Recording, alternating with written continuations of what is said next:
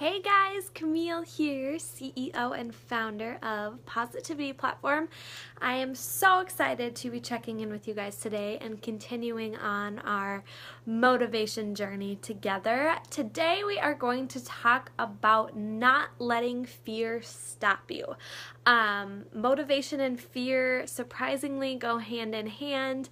And a lot of people feel like their motivation disappears when fear creeps in. And so I want to dive into that a little bit deeper today and get to that next level of how you can find motivation in yourself every day, even when you don't want to.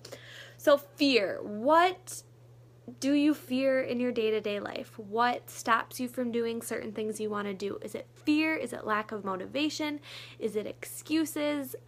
It can go every which way, but today we're really going to focus on fear. So I want you to really think, is fear what is interfering with your motivation, or is it some other factor? I personally have a lot of fears. I think most people have a lot of fears. I personally have a lot of fears when it comes to failing in my business, when it comes to not living up to the wife standard I have created in my head, not living up to the stepmom standard I have created, and not and possibly failing as a mom to my future kids when I have my own.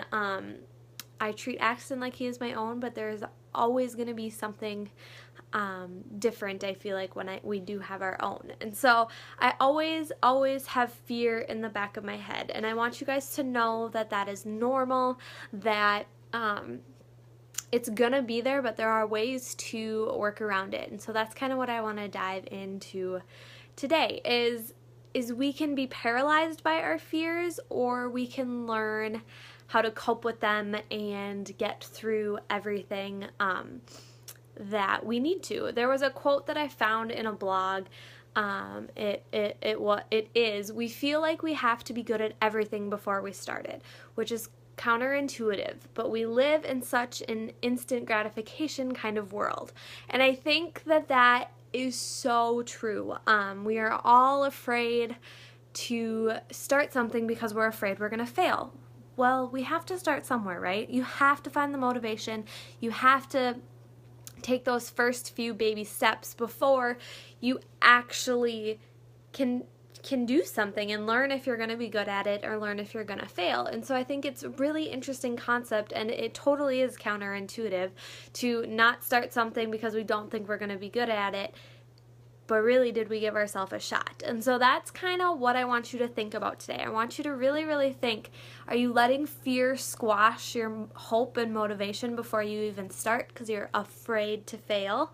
And being afraid to fail or fearing whatever the task may be takes a lot of energy out of you, which is pulling energy from your motivation bucket and fueling the fear instead of the opposite, where we should push our fear away, which should motivate us to try even harder.